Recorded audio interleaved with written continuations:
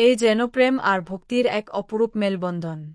আসছে জি বাংলায় নতুন ধারাবাহিক তারে ধরি ধরি মনে করি। চলুন বিস্তারিত জেনে নেই।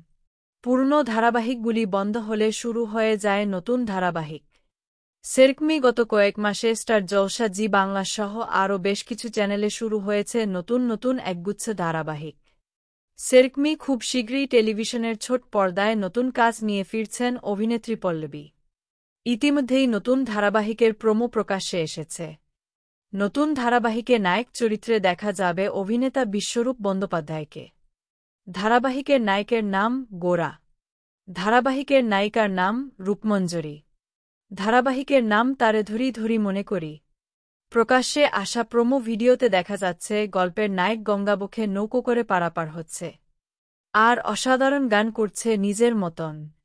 ঠিক তখনই গঙ্গাবক্ষে একটি মেয়েকে ভেসে আসতে দেখে এবং নিজের প্রাণের ঝুঁকি নিয়ে সেই মেয়েটিকে গঙ্গাপক্ষ থেকে উদ্ধার করে। ওই মেয়েটি গল্পের নায়িকা অভিনেত্রী পল্লবী। আর প্রোমো ভিডিওতেই বলা হচ্ছে প্রেম এবং ভক্তির একটি অপূর্ব কাহিনী নিয়ে আসছে এই নতুন ধারাবাহিক। যদিও কবে কখন এই ধারাবাহিক শুরু হবে তা এখনও বলা হয়নি চ্যানেল এর পক্ষ থেকে। তবে কানাঘুষ শোনা যাচ্ছে জি বাংলার ফুলকি ধারাবাহিক খুব শীঘ্রই শেষ হতে চলেছে। অক্টোবরের শেষের দিকে ধারাবাহিকের শেষ দিনের শুটিং হবে।